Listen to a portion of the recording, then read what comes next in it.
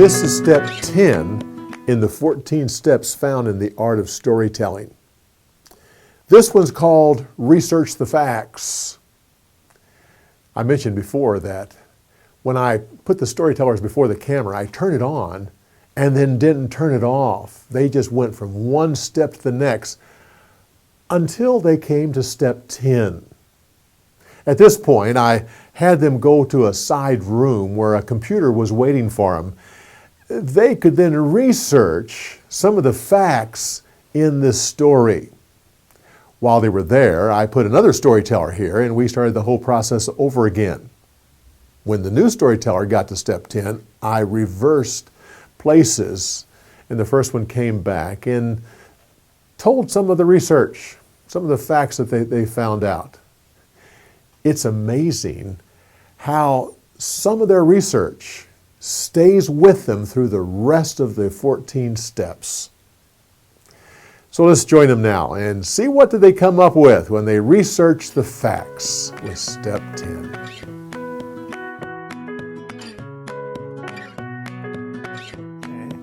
Well, I just did some research on crabs because I don't really know anything about crabs. What I chose for my crabs for my story are blue crabs. They're apparently fairly common, especially on the eastern seaboard and around into the Gulf of Mexico. Variety of colors. Blue crab, a male blue crab would have blue claws. Female would have orange tips on her claws. They have a pair of claws and 4 pairs of legs. I learned that a male blue crab is called Jimmy, so I've got a name for my for my boy character now. And a female crab is one of 3 different names, but a mature female that has produced eggs is referred to as sook. Yeah, it's S-O-O-K, sook. So I've decided that I'm going to incorporate those 2 names or words into my story without really explaining them. Sure. I'm just going to call the boy Jimmy, and he will refer to his mother as Suki. Why not? So that I've been using a repeated phrase, "Oh, son of mine, son of mine." Instead, I'm going to have her say, "Oh, Jimmy, Jimmy, son of mine." Good. And then conversely, "Oh, Suki, Suki, mother of mine." So.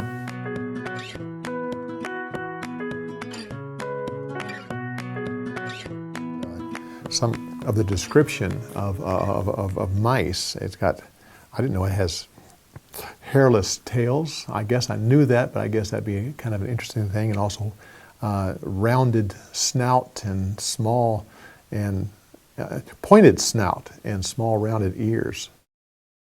They have very poor eyesight, so the fact that they're back in the hole, they don't rely on their eyesight much, but they have a great hearing and smell. They can smell food. So I think in my story I could have them smelling food off in the distance. But a cat has great hearing. They can actually hear a frequency that people can't hear, and it's the same frequency that mice make. And so they can actually hear mice when no one else can. And they're great at seeing. Where mice are kind of blind, cats can see in the dark. And also they're very, very quick in the way they respond. So a mouse is not. A mouse is a little slower, and so consequently, it makes mice more vulnerable. But it also forces them to adapt, which adapting is what this story is all about.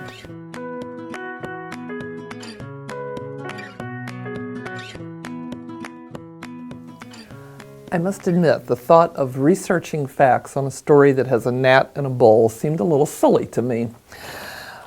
But I did it, and I realized that this is really an important part of any story. No matter how short, no matter how brief, research the story, you'll get some new insights.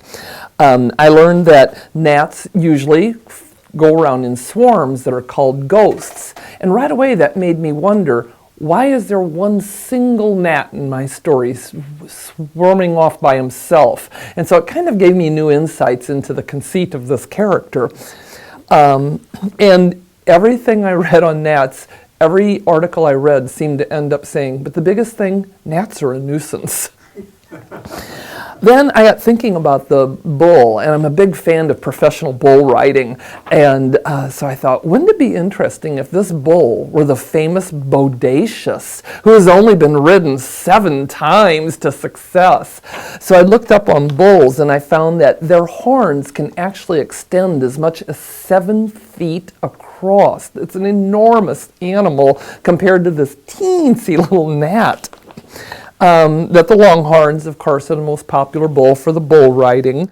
And it got me thinking about, boy, Tough Hedeman probably felt pretty good knowing that he was the only person to ride that bull to 9.5 points. And I was trying to think of parallels between him and the attitude of this conceited little gnat getting in there. So the research I found is it's crucially important.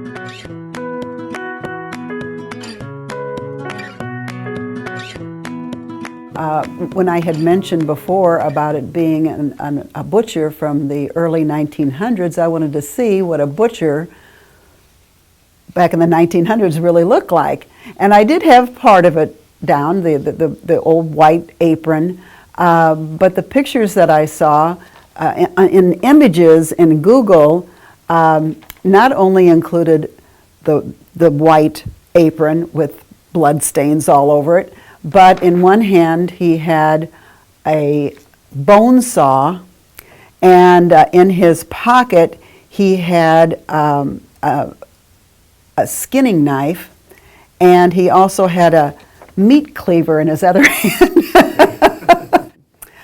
I also looked up the wooden bridge that I had him cross, because I had it in my mind, so I just put down old wooden bridge, and it came up with some images of old wooden bridges. And I think I might use this in the story, because as he's going across the wooden bridge, one of the slats is gone. And that's when he looks down and he sees, that image of the dog underneath him there. Images of hungry dog. And yes, I had the, I don't think I had any of these in the story, but I think I'm going to use some of them. The tongue hanging out, I think that's a great image of a dog who's hungry. A drool coming down his mouth. The puppy eyes, I think I had the puppy eyes in there that he used. Greedy. And it was the excessively desirous of acquiring or possessing, especially wishing to possess more than what one needs or deserves. That was our dog. And I started thinking about the word greedy more. I started going off on that. And I was saying about maybe entering those other characters into the story, and maybe the dog's name was Gus. So the animals would say, well, isn't he a greedy Gus? And that would be something I could repeat throughout the story.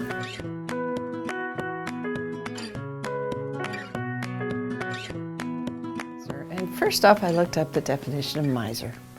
I thought, it's a man that's stingy with money, won't spend a dime. But he's also known as mean-spirited. So that could give a whole different context to his character, his emotions in this story, I thought. And just an interesting little fact, $10 million worth of gold coins were found in California, February 2014, by a man and a wife just walking along the property with their dog. And there they found a tin can exposed. They opened it up full of coins, and then they dug more with a stick, mind you, not a backhoe, a stick. Come up with 7 more canisters gold coins worth $10 million. Woohoo! They said, woohoo! This gold was dated back to I think it was 1864 to into the 1870s. And gold and silver were the only things used for trade. Those paper money was not available, so it was very important. Those 1812, when I put this story, or I tried to set this story, gold was worth about $20 an ounce. So it was really quite valuable in those times. However, in 2010, an ounce of gold was worth $1,431.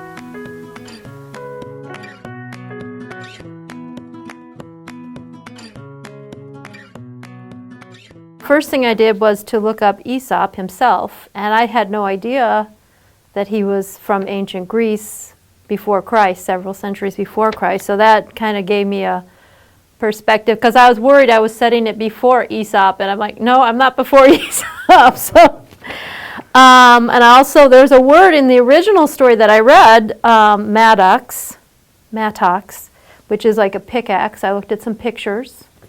And it was used to break up hard ground, that you couldn't get with a shovel, but something more like a pickaxe made. And I also looked at some pictures of the vineyard, so I kind of saw how the vines were between posts, and then there were wires or rope to support the vines. And they were usually planted in rows. I found that a good vineyard makes 4 bottles of wine a day in that time. And then I just, as I looked at the pictures, kind of tried to picture how the sons might have worked the field and how would they dig in every patch of ground, and also how that might help the crops.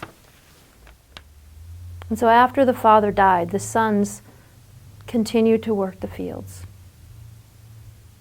But they remembered what the father said about that treasure.